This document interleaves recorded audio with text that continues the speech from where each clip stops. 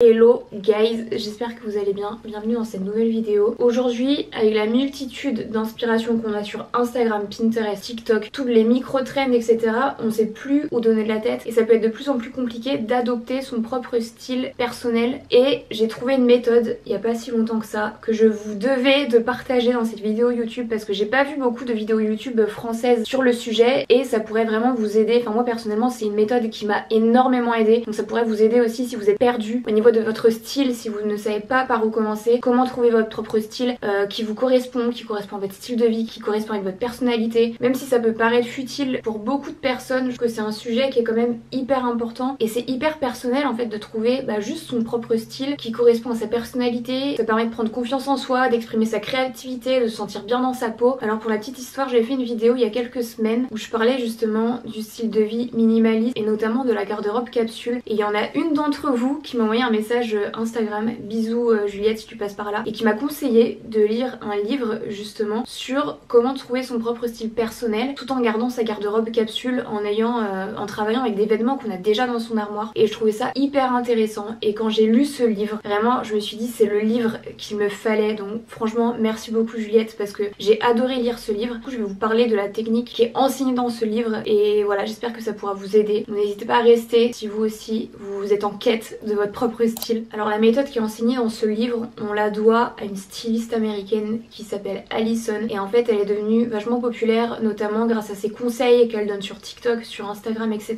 Et du coup suite à tout ça, elle a écrit un livre où elle enseigne une technique qui s'intitule la technique des 3 mots. Donc cette technique, qu'est-ce que c'est concrètement? C'est de trouver 3 mots qui peuvent résumer vraiment votre propre style personnel. Donc ça peut prendre du temps, mais en fait c'est une technique qui est tellement efficace et on se rend compte que c'est une technique que beaucoup de maisons de luxe, beaucoup de stylistes utilisent. Par exemple je pense à Gucci qui lui, ces 3 mots pour décrire la marque, c'est puissant, accompli, séduisant. Il y a Nike aussi qui résume sa marque avec 3 mots qui sont puissants, athlétiques, authentiques. Et en général les créatifs de tout type utilisent 3 mots clés pour établir leur mood board, que ce soit pour des shootings, que ce soit pour des projets créatifs ou autres. Donc c'est une technique qui est pas forcément nouvelle, mais elle a été vraiment popularisée par Alison du coup pour l'adapter à son propre mode de vie personnel en fait et pour pouvoir l'utiliser nous. Donc je vais vous expliquer comment utiliser la technique dans cette vidéo, mais avant ça je vais vous parler de quelque chose qui est hyper important pour partir sur de bonnes bases, c'est juste faire le tri. Donc Alison en parle aussi dans son livre, c'est vraiment la base avant de commencer d'établir un style qui nous correspond vraiment, c'est faire un état des lieux, vraiment faire un tri dans son dressing et ensuite repartir sur de bonnes bases pour la suite. Donc ce qu'elle explique dans la première étape pour faire son tri, c'est juste de faire un état des lieux, vraiment créer un petit rituel. Elle explique qu'il faut vraiment genre allumer une bougie,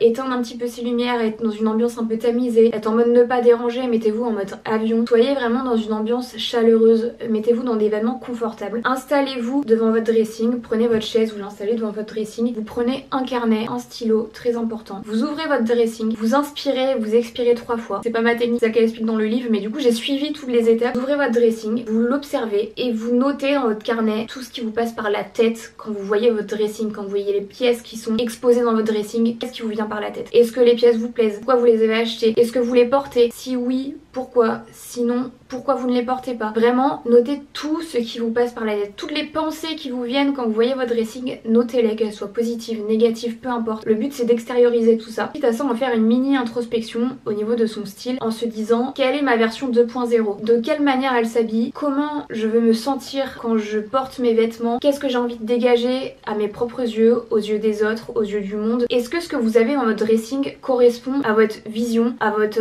version 2.0? Donc vraiment écrivez tout ça. Je sais que ça peut être chiant mais vraiment ça va vous servir pour la suite. Ensuite, une fois que vous avez fini votre état des lieux, votre mini introspection, on va passer à sa méthode de tri qui marche vraiment bien. Et sa méthode de tri consiste à diviser votre dressing en 2 parties. Donc la partie des regulars et la partie des never. Vous excuserez mon accent qui est vraiment pourri. Donc pour la première catégorie des regulars, ce que vous allez faire c'est que vous allez mettre de côté, je vous conseille de mettre ça sur important pour que vous puissiez bien les voir, c'est de sélectionner vraiment les pièces que vous portez tous les jours. Que ce soit des pièces que vous n'aimez ou vous n'aimez pas, mettez-les. Le but c'est d'être honnête avec soi-même, donc même si vous n'aimez pas certaines pièces, mettez-les sur ce portant. Le but c'est vraiment de voir qu'est-ce que vous portez tous les jours tout simplement. Ça peut être par exemple votre jean préféré, le manteau que vous mettez tout le temps, le t-shirt que vous mettez tout le temps. Enfin voilà, sélectionnez vraiment toutes les pièces, même les chaussures, mettez ça dans un coin de votre pièce sur votre portant ou entreposé sur votre lit par exemple, mais le but c'est de pouvoir bien les voir pour la suite. Et une fois que vous avez identifié tous vos régulars, le but c'est de les regarder et de vous dire est-ce qu'il y a un thème commun entre toutes ces pièces, est-ce qu'il y a un style commun, est-ce qu'il y a une couleur commune, est-ce que vraiment il y a quelque chose qui rassemble un petit peu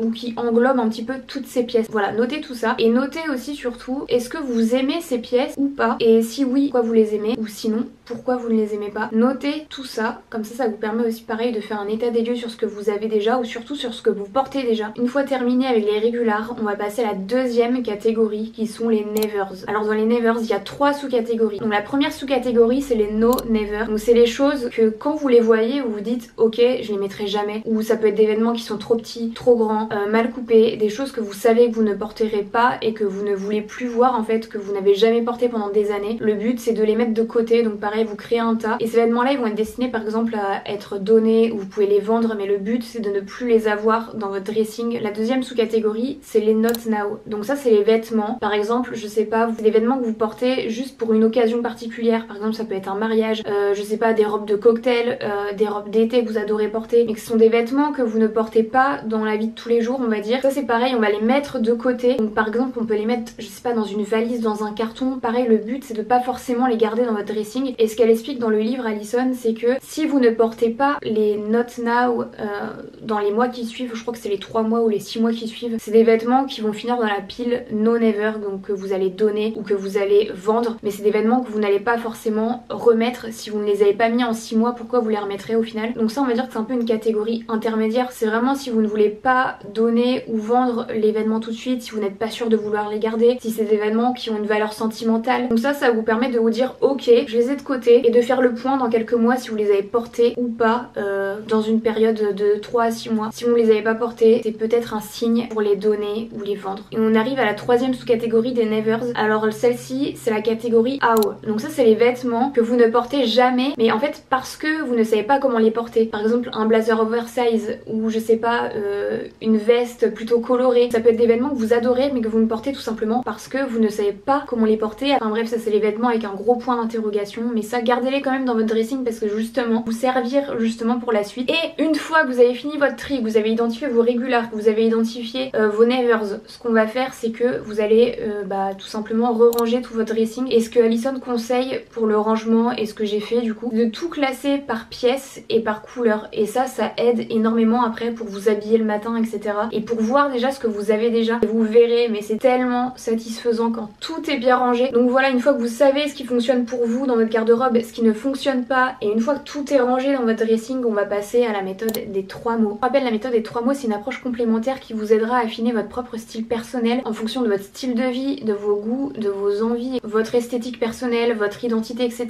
grâce à 3 mots clés que vous allez définir. Votre premier mot va se baser sur vos régulars. Donc c'est pour ça que je voulais parler du tri justement avant, si bien comprendre le processus. Donc quand vous avez identifié vos régulars, vous avez noté ce que vous aimiez dans ces régulars et ce que vous n'aimez pas. Donc là vous allez prendre uniquement les choses que vous aimez dans les régulars, dans les choses que vous portez dans la vie de tous les jours, et vous allez essayer du coup de trouver un thème commun. Donc pour vous donner un exemple, imaginons je sais pas que vous ayez dans vos régulars des jeans noirs, bleus, des t-shirts blancs, gris, des pulls noirs, des blazers noirs, des manteaux noirs, enfin des choses vraiment très neutres. On pourrait dire justement que votre premier mot serait neutre, classique, minimaliste. Vous avez des pièces par exemple plutôt larges, des pantalons larges, des jeans larges, blazers à épaulettes qui sont un petit peu grands. On pourrait dire que votre premier mot serait oversize. Et en gros c'est de vous dire comment je peux décrire l'événement que je porte le plus, quel est le mot qui définit ce que je porte dans la vie de tous les jours. Donc ensuite on va passer au deuxième mot. Donc c'est là où justement ça devient un petit peu plus fun, parce qu'en fait votre deuxième mot ça va vraiment représenter vos inspirations, ça va être votre guide justement pour vous habiller. Et en fait c'est vraiment les choses qui vous inspirent à travers les styles que vous adorez chez les autres, que vous adorez regarder. Donc ce que je vous conseille c'est de vous créer un mood board sur Pinterest. Donc scrollez sur Pinterest dans vos épingles, sur le fil d'actualité, les styles qui vous inspirent, toutes les pièces qui vous inspirent, toutes les images qui vous inspirent, mettez-les dans ce mood board. Vous pouvez aussi très bien vous demander et l'écrire dans votre carnet. Qu'est-ce qui vous inspire le plus? Vous pensez au style idéal ou ce vers quoi vous voulez évoluer. Qu'est-ce qui vous vient à l'esprit comme mot? Vous avez terminé votre mood board par exemple, vous pouvez très bien le regarder et pareil identifier un mot commun par rapport à toutes les épingles, toutes les images que vous avez enregistrées sur ce tableau. En fait je suis tellement influençable par les modes, par toutes les influenceuses etc.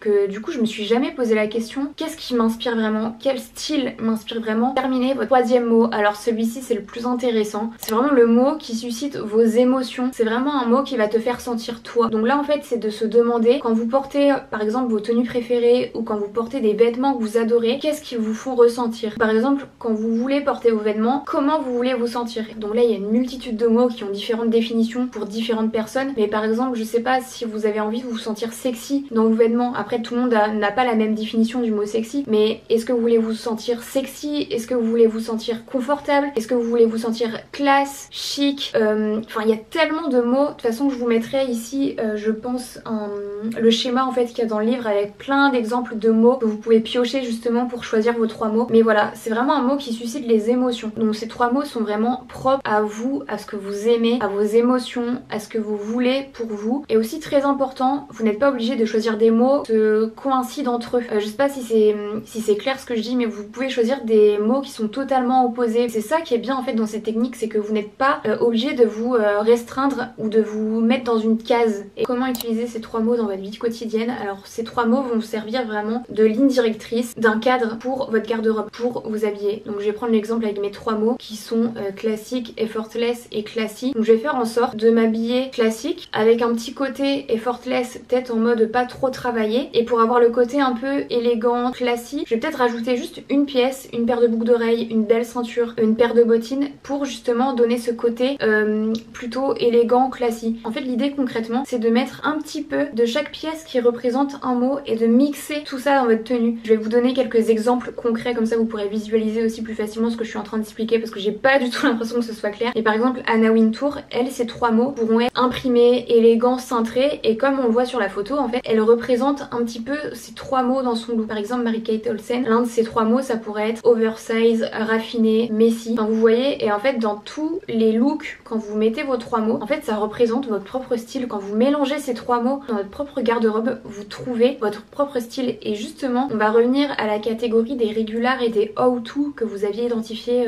quand vous faisiez votre tri. Vous pouvez très bien du coup utiliser des pièces que vous ne savez pas comment porter et les mettre avec vos régulars, les pièces que vous portez tous les jours, pour créer un certain look en cohérence avec vos 3 mots. Quand vous faites les magasins par exemple, vous dire est-ce que cette pièce correspond à un de mes 3 mots, est-ce que je pourrais l'intégrer dans mes looks, voir aussi au niveau des trends, je sais pas, je pense notamment à TikTok avec toutes les trends des clean girls, des mob wife, de tout et n'importe quoi. C'est plus facile pour vous d'identifier si ces trends correspondent à vos 3 mots ou à votre esthétique personnelle. Après bien sûr les 3 mots que vous avez identifiés aujourd'hui ne sont pas permanents, vous pouvez très bien les changer au fil du temps, au fil de vos goûts, au fil de nos envies. On évolue tout au long de notre vie, donc vous pouvez très bien changer vos 3 mots, en changer un, etc. Le but de ces 3 mots, de cette technique, c'est une technique comme tant d'autres pour vous aider justement à trouver votre propre style qui correspond à votre style de vie. Donc au final il n'y a pas forcément de règles, c'est libre à vous, libre à ce que vous voulez vraiment pour vous. Et voilà, c'est une technique comme tant d'autres, donc j'espère qu'elle aura pu vous aider. En tout cas moi elle m'a énormément aidé pour affiner un petit peu mon style et savoir vraiment ce que je veux. Et n'hésitez pas à me dire si vous avez fait le travail, quels sont vos 3 mots en commentaire. Enfin n'hésitez pas à revenir du coup pour me le dire, ou si vous le savez déjà, n'hésitez pas à me le mettre ici. Et voilà, écoutez, je pense que je vais clôturer cette vidéo ici. N'hésitez pas à regarder la vidéo sur le minimalisme justement, parce que j'en ai parlé en début de vidéo, je vous la mets juste après. Et puis voilà, je vous fais des bisous, prenez soin de vous, bisous.